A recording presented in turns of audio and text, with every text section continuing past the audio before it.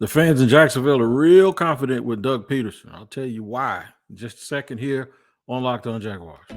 You are Locked On Jaguars, your daily Jacksonville Jaguars podcast, part of the Locked On Podcast Network, your team every day.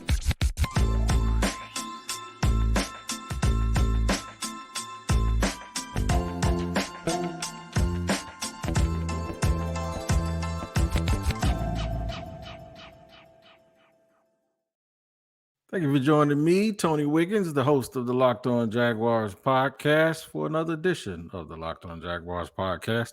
We're at your team every day. We thank you for making us your first listen, reminding you that we are also on YouTube, where you can subscribe to the YouTube page, Locked On Jaguars, for free. And make sure you check daily wherever you get your podcasts from an audio perspective to make sure you don't miss an episode.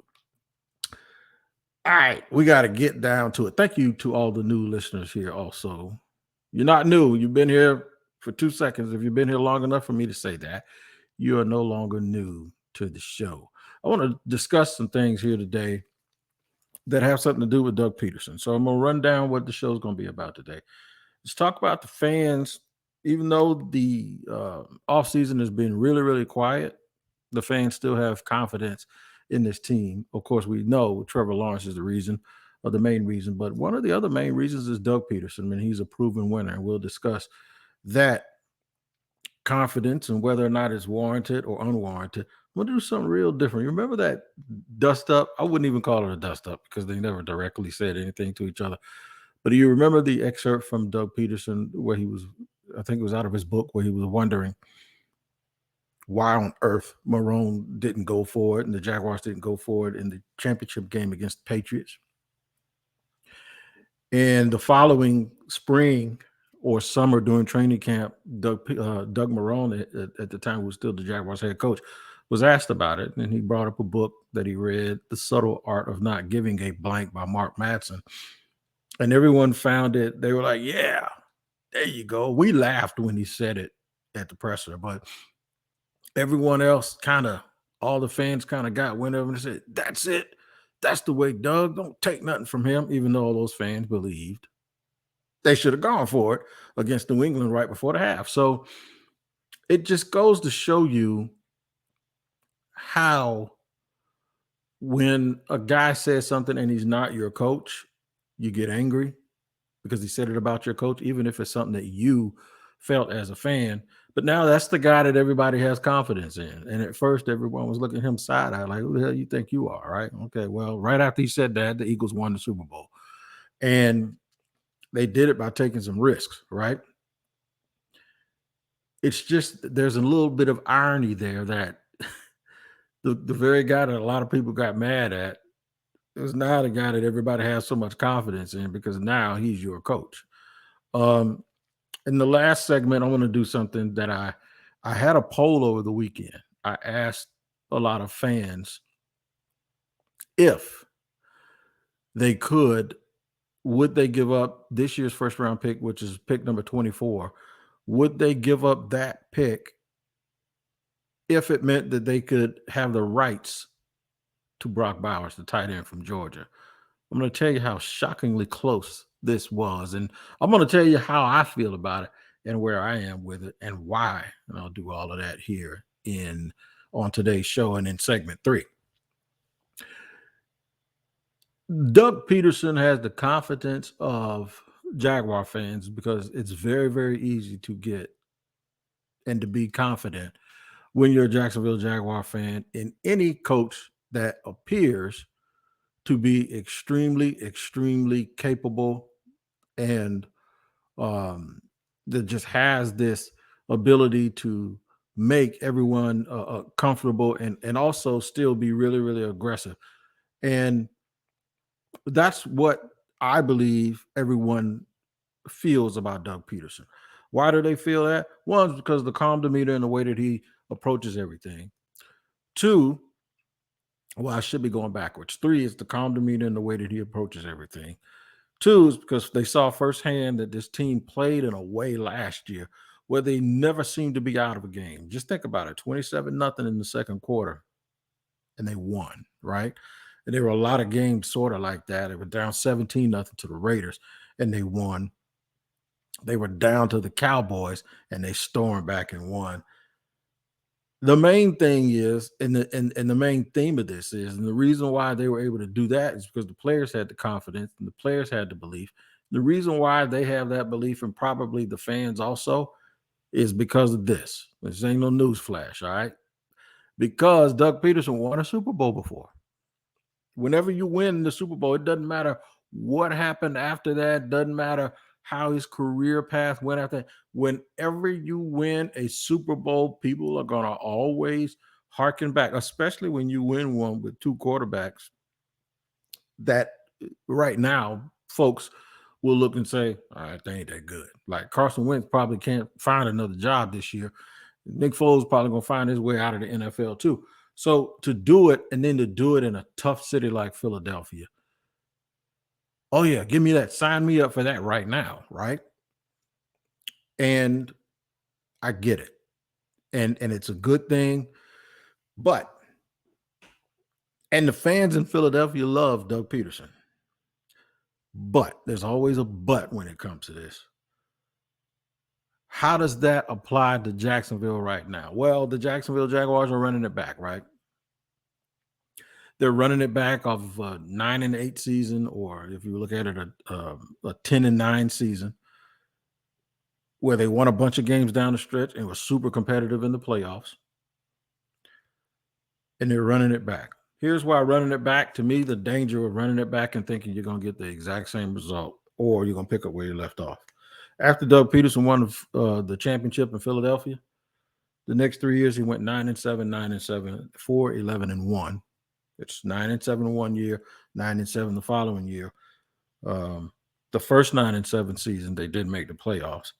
They made the playoffs the following year, 2 years removed from winning the Super Bowl at 9-7. And then they missed the playoffs during the COVID year at 4-11-1, and Doug was replaced. This is why I try to tell folks that doing business the way that they're doing business is not necessarily a guarantee. So what is, right? The only reason I'm even going in that direction, because nobody said it was a guarantee, and nothing is guaranteed. It's not even guaranteed that the way I'm saying that they should proceed is right. And then who the hell am I, right? So for me, it comes down to it being a matter of,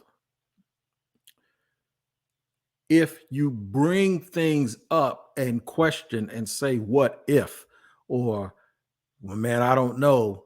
Why are there so many people who dissent on that opinion when proof is in the pudding, right? He went to one playoff in 3 years after he won the Super Bowl with Philadelphia. And I'm not knocking Doug, and I'm not trying to tell people not to be confident, but this, you can't question a coach who won a Super Bowl, is ridiculous. You can question anybody you want to. People question Mike McCarthy all the time, right? In Dallas. Folks question Pete Carroll, who's won a Super Bowl. Bill Belichick has won 6 and he gets questioned. Todd Bowles was a part of a Super Bowl championship and he gets questioned. You can always question people, but questioning him, in my opinion, in this situation, I don't want to diminish the fact that I am also super confident in Doug Pederson. I like Doug Pederson as well. But is there any such thing as really being able to run it back when prior history tells you that there isn't? Like, things, don't try to keep things just the same and think you're going to get the same results as you got down the stretch. Other teams are getting better by the minute, and I think that the Jaguars have a chance to get better in the draft. But this is the thing about playing it slow in free agency this year. I think they should have been more busy this year, because next year and the year after that, as I pointed out last week, that's when they are going to have more and more problems being able to go out and sign other people, because that is when they really have to invest in themselves and re-sign a bunch of guys that they have coming free and are going to be free agents. I'm going to look back and I'm going to harken back at those days when Doug Pederson made the statement that he made, that was true, by the way, about Doug Marrone and what happened in the subsequent seasons after that. And if you're a Jaguar fan, should you be concerned at all that the possibility of what happened in Philadelphia could happen to you, but happen to you without you even winning a championship? I'll tell you about all those things in just a second here on Locked On Jaguars, after I first tell you about today's sponsor, Ultimate Football GM. It is the absolute truth, man. I'm telling you, if you think it's this easy to build a team, and even though I'm doing these podcasts, questioning everything that Doug Pederson and all of these guys are doing, it is not as easy as you think it is, even in a game, okay? I was on an airplane twice last month, once to Jamaica and once to D.C., and I played this game the entire time. I got fired by the owner because I did not manage the books correctly. I did not make enough money. I wasn't making the correct choices, and I did not manage the salary cap. All of those things are things that you have to do when you play Ultimate Football GM. Locked On Jaguars listeners get a 100% free boost to their franchise when using the promo Locked On in all caps in the game store. That's Locked On in all caps. So make sure you check it out today. To download the game, just visit ultimate-gm.com or look it up on the app stores. That's ultimate-gm.com. Ultimate Football GM. Start your dynasty today. And I love the fact that you guys start your day here with me on Locked On Jaguars. I am the host of the Locked On Jaguars show, Tony Wiggins, and we thank you for making us your first listen, because it's your team every day. I really hope y'all play that game and do a lot. The Ultimate Football GM. I hope y'all do a lot better than I did, because I stunk the joint up. I don't think Doug Pederson stinks as a coach. In fact, I think the confidence in Doug Pederson should be there from fans, because I think he's the right person for the job. I just think he's also the right person for Trevor Lawrence. There's this real great dynamic between those two as a player and a coach. As a head coach, I believe, I had to think real quick. I had to make sure I say this correctly. Trevor Lawrence, the best quarterback Doug Pederson has ever coached as a head coach. I have to really look back and see some of the other guys. I know he was there with Donovan McNabb, and I'm not sure if he was still. I don't think he was in KC when they got Patrick Mahomes, but I think the dynamic is the fact that he has this wonderful, wonderful relationship with Trevor Lawrence, and he's been able to extract the best of Trevor Lawrence and get that talent on full display. And he put a lot on Trevor's plate, and he didn't back off last year when everyone thought that he probably should have backed off a little bit. No, he kept being aggressive. He kept going for it. He kept pushing all of these buttons, and people were saying we need to run the ball more, and he kept throwing it. You know what I'm saying? So one thing that he did a very good job of is explaining what his philosophy is and not listening to the noise, right? And he took accountability for everything, as opposed to a guy like Doug Marrone, who used to, sort of leave it out there, in the ecosystem, if you will, whose responsibility certain things was and why this didn't go that way. And you knew that Doug sometimes probably had a quarterback that he didn't want, because Nick Foles would come out and talk about culture, and they'd ask Doug about that, and Doug would be like, I don't know nothing about all that culture stuff. He wasn't even on the same page with his quarterback, if you guys can remember. It just wasn't. And that was one of the weirdest things about the end of that tenure.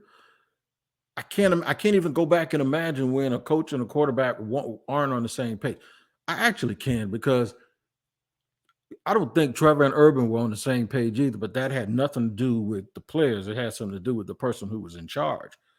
But that's why the confidence is at an all-time high here. I think the coach believes the quarterback is capable of some beautiful, beautiful things. And I think the coach also believes that no matter what he's capable of, he has a job to do. And if he was coaching when Blake Bortles was the quarterback, it sounds like he would have gone for it with 51 seconds left. If y'all don't know what I'm talking about, what happened was the Jaguars got the ball back with 51 seconds left before the end of the half, and they kneeled. They took a knee. They were on like the 30-yard line, I believe, on their own 30-yard line with 2 timeouts, and they took a knee. And as we all know, the Jaguars lost a very close game by 4 points. And Doug Pederson said, how could you ever do that? See, that endears me to him because it means I'm not going to tiptoe around talent. I'm going to ask guys to do exactly what I expect them to do. And if they can do it, we win. And if they don't do it, we'll lose. And that's how he was last year. And it's that confidence that also allows you to have the kind of confidence in him that you want. I just find it funny that old fans of the Jaguars were mad at Doug Pederson when he said that and loved the fact that Doug Marrone snapped back at him, right? Everyone wasn't always sensitive to trash talk. And a little bit of that happened back then. However, the confidence that the fans have in Doug Pederson right now is absolutely warranted. And it what makes you feel good about the lack of activity in the offseason. Just like on the trade deadline. The trade deadline, their biggest thing that they did during the trade deadline was to go out and trade for a player that couldn't help them down the stretch. We had to wait till this year to get him. And that leads me to this. I did a Twitter poll, and 988 people voted. And I asked if you'd give up 24th pick in the upcoming draft that's going to happen here in a few weeks. Would you give it up for the rights to Brock Bowers, the tight end from Georgia? Somebody said Marvin Harrison. Yeah. Okay. So the context of this wasn't about an obvious top 5 pick. It wasn't. That's easy. I'll tell you in just a second on Locked On Jaguars the result of that poll, how I would feel and why I was astonished that some other people didn't feel that way. But what it is not a right or wrong answer. It kind of tells you where everyone's head is when it comes to team building. And I'll tell you about that here in just a second. In the third and final segment on Locked On Jaguars.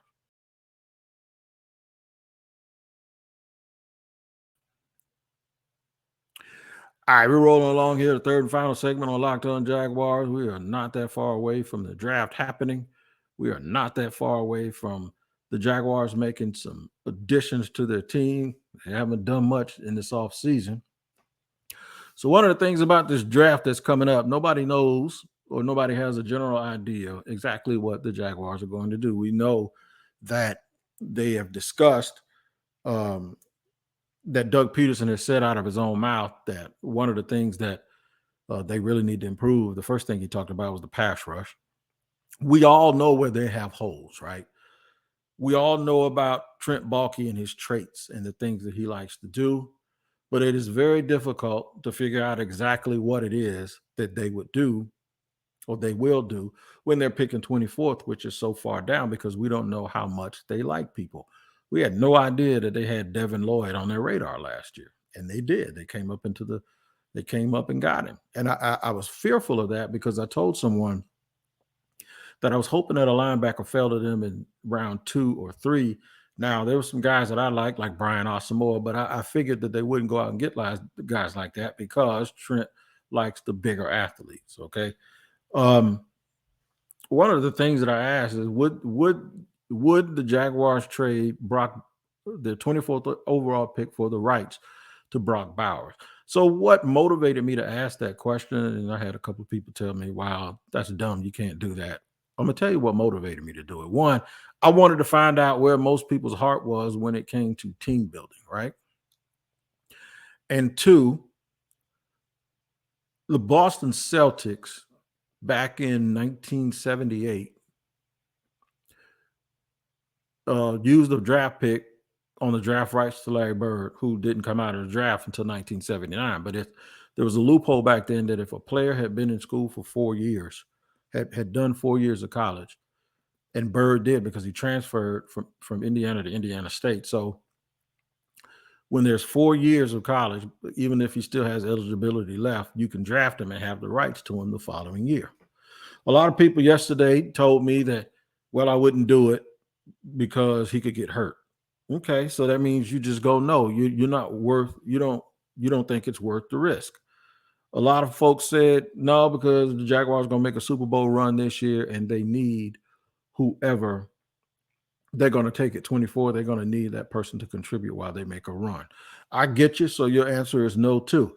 Here's the results of the poll. 51.8% of 988 people said they would make that move, that they would forfeit the right to the 24th pick for Brock Bowers. And 48.2 said no. So couple of things that I wanted to exercise here. I know there's a positional value thing for tight ends, right? But I think positional value changes with teams like Kansas City and, of course, teams coached by Doug Pederson, who comes from the Andy Reid system. The tight end and the value for that position, in my opinion, for a team like that is higher than for, say, some other teams that don't really use the tight end as much. I would say Miami, right? A team like Miami that it looks like they're going to focus everything on their receivers. The positional value for a guy who plays tight end probably doesn't mean as much to a team like that than it does a team like Jacksonville, or to a team coached by either Andy Reid or Doug Pederson, because a lot of things flow through the tight end position. So, and they've also shown the ability that when you have an outlier type of athlete, one that can do things above the X's and O's and seemingly do things he's not supposed to be able to do, but he can also do all of the things that he should be able to do. They have a way of being able to utilize a guy like that so he's maximized, right? So the reason why I chose Bowers is because of that. It also is a position that is not necessarily considered by a lot of people something that you use an early pick for, and the Jaguars don't have an early pick, so therefore I didn't want to make it an obvious choice. I think Bowers is legitimately one of the best tight end prospects I've ever seen. I also think that if he was in the 2023 draft, he'd be a top 10 pick. For the Jaguars, that's even higher, because if 4 quarterbacks are going in the top 10, which may happen, the Jaguars don't need a quarterback. So if you take the guys off that play positions that the Jaguars would not be drafting anyway or don't need, he's even higher on my list. He would be even higher on my list if he was in this year's draft. So if you take that in consideration, the fact that they know how to use tight ends, the fact that they know how to make them outplay their quote unquote value. If you take into consideration that I think he's the top 10 pick, and in terms of need, I think he's the top 6 choice in this draft. And people did this last year with Will Anderson. They said Will Anderson would have been the first player taken last year in the draft, and I believe it. So that's why I'm doing it with this. But I wanted to see where Jaguar fans' head was. There's no right or wrong answer, but I can tell you, I can call you crazy if I want to. I think you're crazy for thinking certain things. So someone that says the Jaguars are going for the Super Bowl this year, I can't recall who it was, but the Jaguars will need that player this year. I don't think you see the big picture here. I think what you'll get, just like at the trade deadline when you got Calvin Ridley, who couldn't help you right now, I think if you could get, now you notice I didn't say forfeit your 2024 draft pick. I said 2023. You keep your 24, number one. You get Brock Bowers, who's ready to play, and still keep your 2024 first-round draft pick, and you're going to get another good player. There's no way I would be thinking about next year and next year alone and not look at the big picture of what, for the next decade, Trevor Lawrence to Brock Bowers could mean for this city, for each other's career. You imagine giving Doug Pederson a tight end like that, who can block and run and can catch fly passes, who can take pitch outs and end arounds, to go with Trevor Lawrence? And then you got Calvin Ridley and Christian Kirk. Oh my God, it would be absolutely it would be showtime. It would absolutely, in my opinion, be showtime. Now, I know things can happen, like guys can get hurt. Well, you know what? The guys who are already on the team could get hurt. That stuff happens. And I know it's a risk anytime you do early scouting and want to say that a guy, because he could go out and have a poor year this year. But I think anybody who's watched Brock Bowers play are going to be like, whatever I see from him this year doesn't even matter. What I saw from the last two. And granted, I know that Matt Barkley and other guys were thought to be the number one pick, and Matt Barkley ends up going like late in the draft. And I know all of that, but we ain't talking about a quarterback. We have talked about a guy who is probably the most dominant player in the Southeastern Conference for 2 years in a row. So yeah, for me, I'd take him. And I know there are people out there that would disagree, and they say, well, look at what happened to the tight end from Florida. He went to Atlanta and he hasn't done well. I kind of told people that was going to be a little bit of something different. And Arthur Smith is a great tight end. He uses tight ends well too. So I don't understand what's going on up in Atlanta, with the kid out of Florida. But I can tell you this. I think Brian Daboll is a pretty good offensive coordinator also. And he just didn't jive with Kadarius Toney. And now Kadarius Toney is thriving out in Kansas City. So it just happens. Sometimes it just happens that way. I would do it. I would do it in a heartbeat because, and I disagree with my man Winfield. My man Winfield said, I'm surprised that so many people voted yes that they do this because, well, Jag fans seem to think the Jaguars are going to win the Super Bowl. So I don't agree with that thought as much. And that's because I'm not going to take a stab at somebody because they are optimistically hopeful that their team can win a Super Bowl. Mine is just more or less thinking about 1 year so much is that you're going to not understand the ramifications of making sure you can add this guy later. I think I'm thinking about 10 years as opposed to just thinking about it in terms of 1 year. I don't want to take a guy. I tell you what, Bowers wouldn't last anywhere near the 24th pick. In fact, I do think he'd be a top 10 pick this year. So you mean to tell me that whoever the Jaguars are going to be picking at 24 is better than a guy who, if he was in the draft, would be number 10, all because, well, you get the 24th guy, you get him a year early. That's just, to me, that's crazy in the thought process of team building. You never know who's going to win the Super Bowl. And I know you need players and I know you need things, but there's no way 2 years, I get it. Not 1 year. If you can guarantee me Bowers in 24, you can have that 24th pick. We'll figure it out. And I'll just wait for him. And we'll have to play with the guys that we got right now because I just think over the long haul, the team that wins and the team that is competitive for a long time is the team that has the best players. And I think that kid is one of the best tight end prospects that I've ever seen. He's just a pure football player.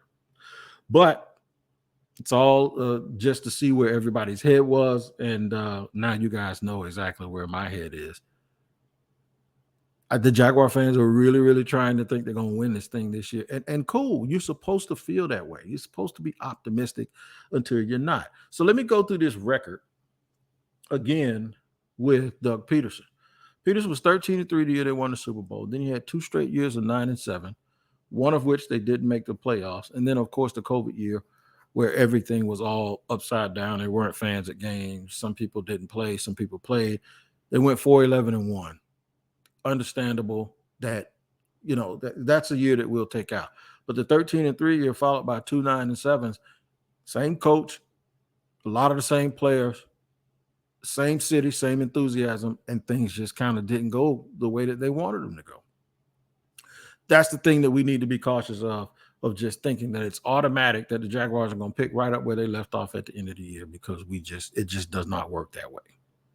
I'll tell you what does work this way. What works this way is Locked On NFL Scouting. That's right. Locked On NFL Scouting is the absolute truth, man. And you guys need to make sure you check out that podcast. It's hosted by it's the draft dudes. It's Joe Marino and Kyle Krabs. And it's part of the Locked On Podcast Network, and it's daily, every single day, wherever you get your podcast and on YouTube. Make sure you tap in and check out the Locked On NFL Scouting. Tap in with me tomorrow here on Locked On Jaguars, because we'll be here the same time and same place, giving you the best, most organic content I can come up with. And until then, you guys take care of each other, and we'll see you tomorrow.